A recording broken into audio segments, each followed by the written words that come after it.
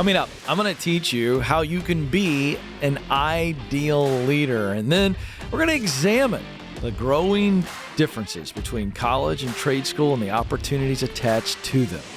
Let's go.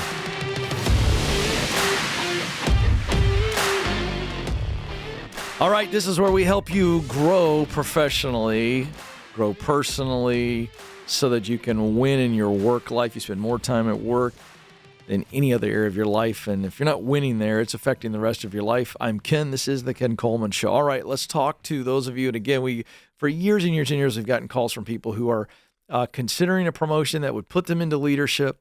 They're new into leadership, or they have been in leadership and they're struggling. And so we're gonna talk about how to be an ideal leader. What do I mean by that? A leader who is known for getting things done, moving things forward, a leader that has real influence. One of my mentors I used to work for, John Maxwell, famously has said, leadership is influence, nothing more, nothing less. In other words, if you think you're a leader and no one's following you, you're just taking a walk. and sadly, this is what we see in the corporate workplace that is creating the divide, the tension between the worker and the leader to a level that we've never seen before. The ideal leader is the kind of leader that people like, respect, and are willing to follow, and they follow. But to be that person, you need to embody characteristics of two different types of people. So the ideal leader is essentially a blend, a medley, if you will. You must become this dynamic duo. What am I talking about? I think the medley for the ideal leader is a good leader and a good entrepreneur. Smash the characteristics of a leader and smash the characteristics of an entrepreneur together like I do my smash burgers at home. All right? You get all the ingredients and you just smash them together. So the characteristics of a great entrepreneur and the characteristics of a good leader, if we can smash them together, blend them together, now we've got the ideal leader. Now, I want you to think of the leader and the entrepreneur in this lesson in these ways. Let's create an archetype, shall we? A good leader, I want you to think of as a shepherd. And I want you to think of the good entrepreneur as a lone wolf. All right, so we're just going to go, we got two archetypes. The shepherd's the leader, the entrepreneur's the lone wolf. All right? So did you know that the qualities that make a leader stand out and that make an entrepreneur stand out complement each other? Let's break them down. Think about the leader as the shepherd. They are defined by being servant-oriented. They are a servant. That's what the shepherd does. The shepherd is serving the sheep, protecting the sheep, leading the sheep, rescuing the sheep. That's what a servant is all about. The heart of the shepherd is the heart of a servant. A leader is a visionary. They have a vision. They're looking out towards the future. They see what followers usually do not see. They're decisive. Leaders must make decisions. And then they have integrity. There's something bigger than their own gain. They're not in it for themselves, thus they're honest. And see, this is a shepherd. Think about it. The shepherd in guiding the sheep, right? They're thinking about the bigger picture. It's not about them. It's about protecting every one of the sheep, protecting the herd, right? That is a shepherd. That is a leader. Now let's think about the lone wolf, the entrepreneur. Courageous, fearless. The wolf's not afraid of anything. They're not afraid. They go after what they want. The entrepreneur, that lone wolf, is also very, very creative. They have to be innovative. A lot of times they don't have any resources. The greatest creativity and innovation comes from a lack of resources. They're enthusiastic. Ho! The lone wolf, right? You know, they let everybody know we're here, baby. They're howling at the moon. They're organizing the pack. They are enthusiastic, and then finally determined. There's no stopping the entrepreneur. There's no stopping them. So to become an ideal leader, or as we might say around here at Ramsey Solutions, an entree leader. In fact, we say it very, very specifically. Dave Ramsey, my leader, my mentor, created the term entree leadership. It became a #1 best-selling book and now is a thriving division, building leaders, growing leaders, pouring into leaders, reproducing leaders at some of the greatest events and the great podcasts and beyond. Now, so we call it an entree leader. So Dave did, in fact, years ago, do what I'm telling you to do. And I think it's absolutely a master stroke. He took the qualities of an entrepreneur, the qualities of a leader, and he said, you know what? These blend and they play off of each other. They build off of each other, almost like stacking blocks. And so an entree leader takes those qualities of the shepherd and the lone wolf, the leader and the entrepreneur, and they smash them together. So if you want to become this very valuable hybrid to be an ideal leader, let's just play with these. You need to be an enthusiastic servant, excited to serve the people that you have been blessed to serve. You need to be a courageous and decisive decision maker. Listen, sometimes you're going to have to make decisions in leadership where you don't have all the facts. You must be courageous to make the decision anyway and actually make it. I had the privilege of interviewing Condoleezza Rice, former Secretary of State and National Security Advisor. So this is a woman who had been advising on life and death decisions. Life and death for our honorable servicemen and women in our military. Life and death potentially for collateral damage to innocent civilians. This is serious business. It does not get more serious. And I asked her a question one time on the entree leadership stage in front of 6,000 leaders. I said, what did you learn about making decisions that had life and death consequences, but you didn't have all the facts, but you still had to make a decision? This is the idea I'm talking about. An entree leader is a courageous and decisive person. There are times where you have to make a decision like Condoleezza Rice did to tell the president, this is what I think we should do. And the president has to say, all right, we're going to go and do it. We only have so many facts. We don't know exactly how it's going to go. But if we don't make a decision, it's worse. We must be courageous and make the best decision that we can make. Is it the right one? Don't know. Welcome to leadership. Let's go on. Another combo. An entree leader is a creative visionary. Think about that. I think of Walt Disney here.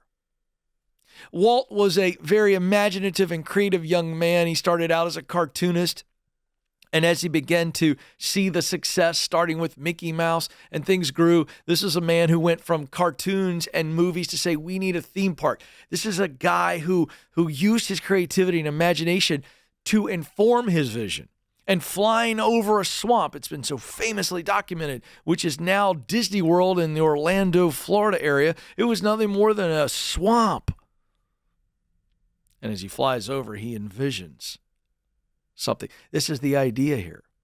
So without creativity, a vision can be lackluster and unoriginal. It can be just a direction. You need to be a determined leader. Driven. Insatiable, indefatigable, right? You're not stopping. I think of Winston Churchill, determined with integrity.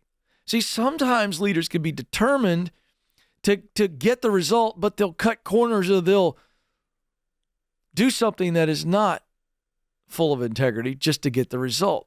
Whereas entree leaders are determined, they're driven, they won't stop, but they don't leave their integrity at the door. And I think of Winston Churchill, never, never, never give up. Do what is right, no matter how loud the critics are. So how do you become the ideal leader? You meld those characteristics that I have just laid out for you. You have the spirit of the entrepreneur. and the character of a leader. Blend them together. Servant, integrity, all those things. And yet, I'm going to be creative. I'm going to be imaginative, enthusiastic. That's the idea. Take the characteristics of both the entrepreneur and the leader, put them together, and you're an entree leader. But more importantly, you're an ideal leader who will do great things.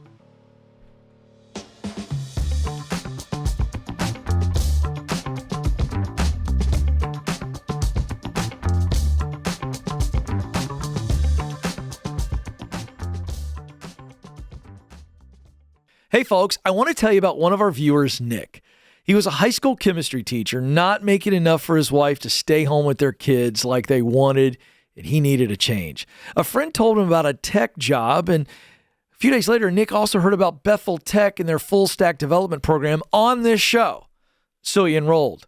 He got in, he crushed it, he got hired before he even finished, and now, ready for this, makes $20,000 more with opportunities to make up to $150,000. So, what does your life look like a year from now if you were to move into tech?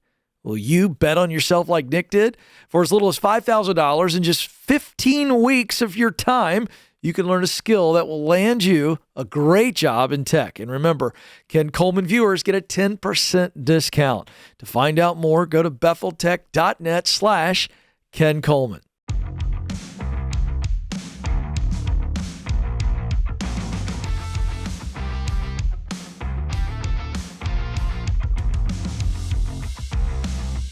Welcome back to the Ken Coleman Show. I want to help you grow personally so you can move up professionally.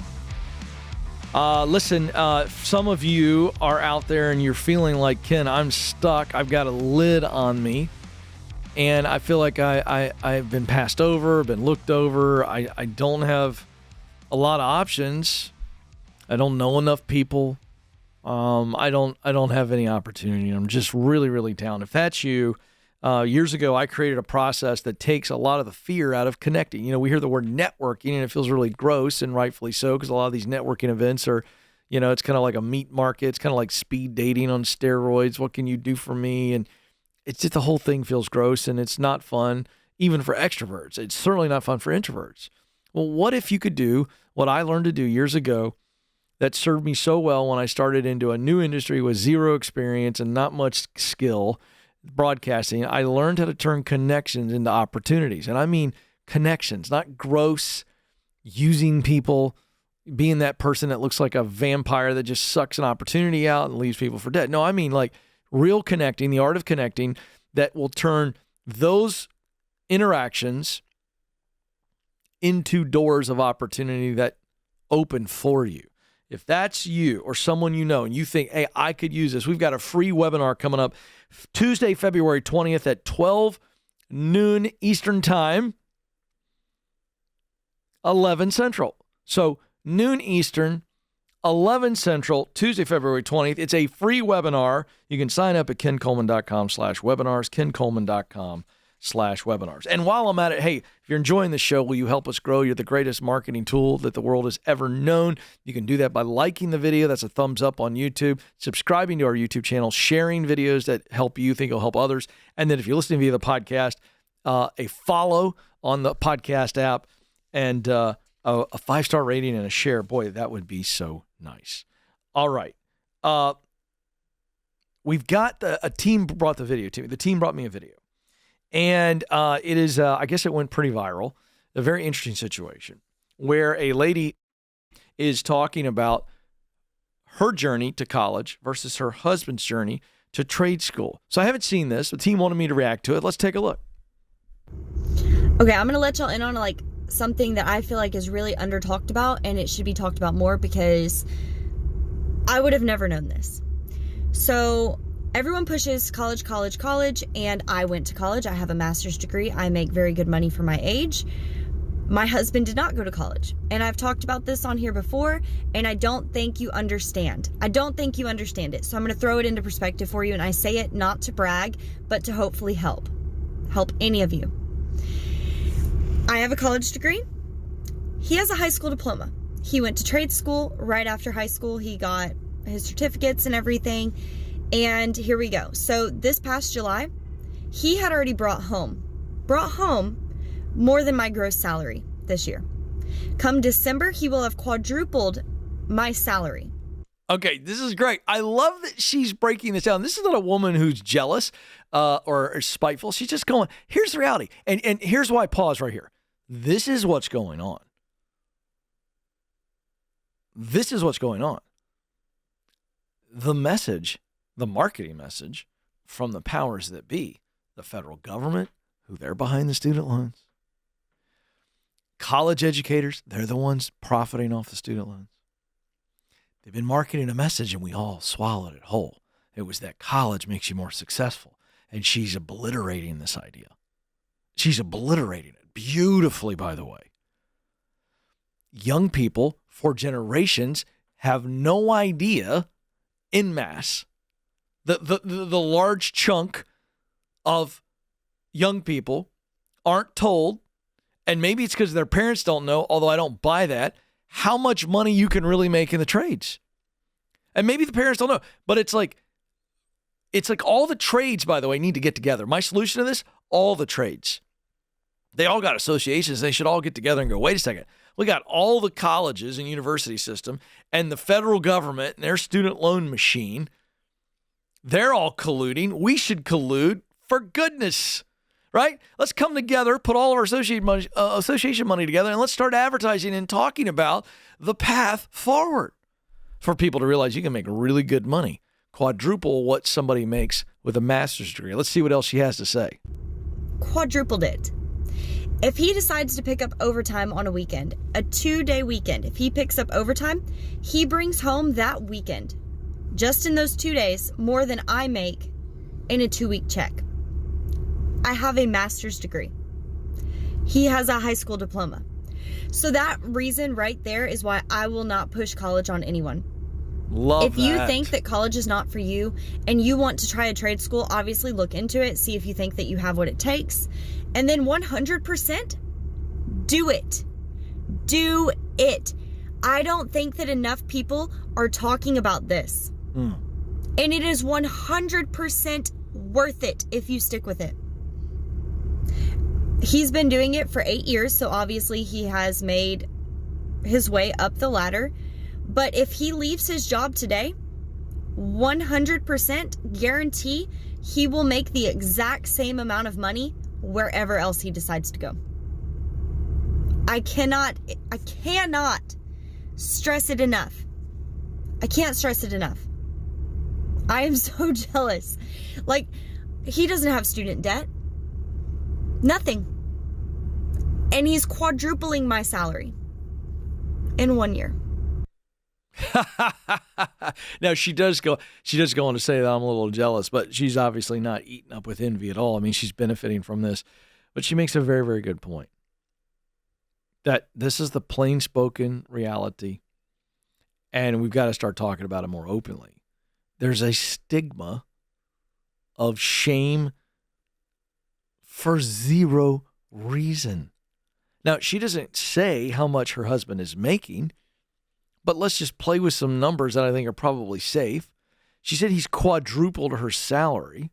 Okay. So let's say she's making 50. He's making 200,000. Could be more than that. If she's making 70, he's pushing 300,000. 8 years, she points out, he has come out of high school. He goes to trade school. He's been in the industry 8 years. So again, let's make some assumptions that are safe here. Let's say he graduates at 18. He's now in the 26-year-old range, maybe 27, after 8 years. And he's making really good six-figure income. Where's the stigma on that? I can't find it. Is it because he does something that he sweats a lot and maybe he wears, maybe he's dirty at the end of the day? I freaking played pickleball last night for 2 hours. I was ripe when I came back in the house. I tried to hug my wife. She's like, you stink. Go get a shower. Where's the real stigma there? I'm happy to go out and play sports and stink and get sweaty and everything else. If I cut my lawn or do yard work and I'm nasty and smelly, I don't skulk into my house. What do? I walk in, I feel good. I just took care of my yard. Where's the stigma with a trade job that isn't sexy, that you've got, a dirty face, you smell, whatever it is? Where's the stigma? I don't get it. There should be no stigma. All right, so instead of stigma, well, what's the status? Let's look at status, because the college degree has been pushed on the American people as a status symbol. All right, well, let's look at this guy in the trades and his status symbol. All right, so here's a guy, has zero debt, making really good money. Let's just say he's doing basic 401k. He is well on his way to being a millionaire, and there's a good possibility that he's going to become a business owner and then create jobs and allow other people to learn a skill and to develop a livelihood and to reach their dreams. Where's the status symbol that says this is a hardworking American who didn't go to college, who worked their way with a skill up the ladder and is actually living and breathing the American dream? This is the marketing message that has to be shared. And instead we got kids feeling shame and a stigma to try to go that path. It's the most nonsensical thing that you could possibly think of. And yet we've all bought it hook, line, and sinker. It's time for a change. This is the Ken Coleman Show.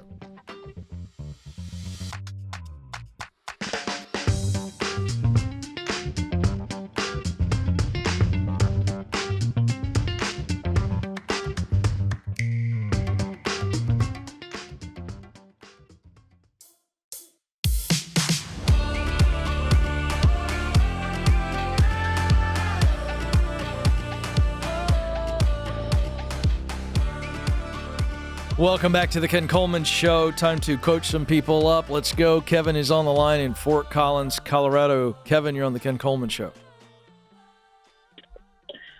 Hi, Ken. How are you? I'm good, sir. How are you? Oh, just doing terrific now. How can I help? I'm calling. I'm trying to figure out the new career path after spending 10 years in kind of the wrong one. Okay, tell me about that. So I went to college actually to become a firefighter. I got my degree and then decided it was the wrong career path. And I took a job at the prison near where I live, because that and Walmart are the two areas of main income, because I live in a smaller town. Did you say you pursued being a firefighter and you didn't like it? Yeah, it got a little too... the thing that got me was like someone's life is literally in your hands, and I was 18 and just wasn't prepared at the time. Okay, gotcha. All right. And so you've been working at a prison doing what? So I was working there. I spent 5 years there, and now I am in charge of asset protection at a grocery store. And I'm not happy doing security. I want to do stuff helping people, but I just don't know the path to go forward, really, where to start, where to go. Yeah, well, okay, let's focus on the destination. Gotcha. Because I'm going to push you, Kevin, because I've done this a lot. And when someone tells me they don't know their direction, I've learned to not believe that. Not because you're lying, but because I think that deep down you do know, yet it feels maybe like it's completely impossible. And you go, okay, I'm going to call Ken, and maybe Ken pulls this out of me and I can kind of validate this thing I'm thinking about. Am I describing you? Yeah, I want to do something with healthcare. There's so many options, and I just got married too, so I've got that on my back. I want to be a good provider, be a good husband. No, but wait. You having a very successful career in healthcare doesn't make you a bad husband. You pursuing that career doesn't make you a bad husband. So stop. Oh, no, it's that I want to be able to provide for her right now. It's I 100% in between. No, listen. I 100% know what you mean because you're a good guy. My point is that's the kind of mindset stuff that will really hold you up. Gotcha. It's fear-based. I understand you want to provide for your wife because you're a good man. Good on you. But we don't have to be destitute living under a bridge to make moves. That's what I'm trying to get you to understand. Gotcha. You got it? Yes, sir. Let me tell you where I come from real quick. I was 32, 33-ish. I had 3 kids under the age of 3. Come on, Kevin. A wife, a really nice house. I was going to pursue broadcasting. I had the same feelings. How in the world am I going to get into broadcasting without driving my kids into a cardboard box and starvation? I've been there. That's a false narrative, false choice. You got it? Yes, sir. All right, so we don't talk about that way again. What we do is we call Ken, which you did. How do I get there incrementally and not break myself financially and relationally? Yes? Correct. All right, so back to the first question. You do know what it is you want to do. Yes, there are a lot of options in healthcare, but I'll bet you there's 2 or 3 that are at the top of your mind that if I told you, Kevin, that I could guarantee, whistle right through it, guaranteed you'd crush the qualification learning process, you wouldn't have to pay a nickel for it, and you'd really love it, which 1, 2, or 3 come to mind when I remove all restrictions? So the 2 that come to mind are a radiology tech, like an x-ray tech, and a pharmacy technician. Okay, great. Have you spent time with a radiologist or a radiology tech and a pharmaceutical tech? Have you spent time talking to these people? I actually was a pharmacy tech while I was in college, just not in a hospital setting.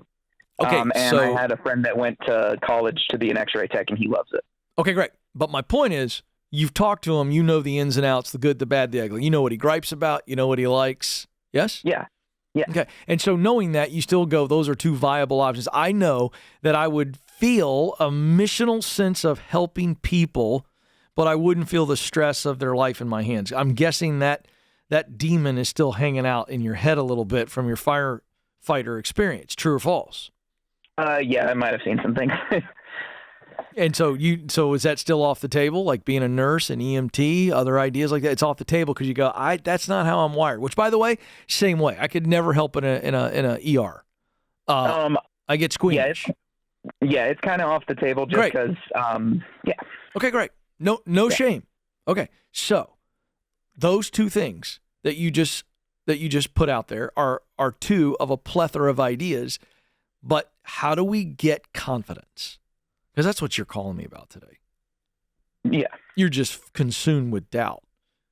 You don't know how I'm going to get there. All right, so let's walk through 4 simple questions that will allow you to get answers. Some on this call, maybe not. I don't know. We'll see.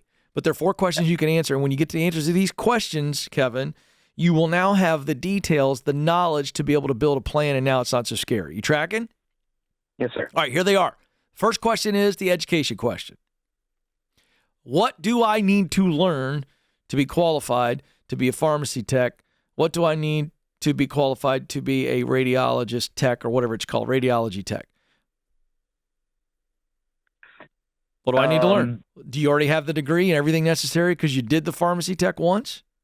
No, not anymore. It lapses, but I do have most of the prerequisites from being an EMT. All right, great. So we have to go find out what is it that I need to learn? What's the educational requirement to get into both of those jobs? That's checkbox number 1. Now, then we go to the experience question. What experience am I going to need to get? What does entry level and then growth level look like? Can I get right into those roles? Do you know the answer to that? Once you get the certifications, yeah. Great. That's really exciting. Third question is the economic question. What is that going to cost? Do you know the answer? No. Got to get it. Okay. Got to get it. Because now I go get the cost, all right? And I'm going to make this up, okay? Just for example purposes. Let's just say it costs $20,000. I'm making that up, okay? But now you know the certification process is going to cost $20,000.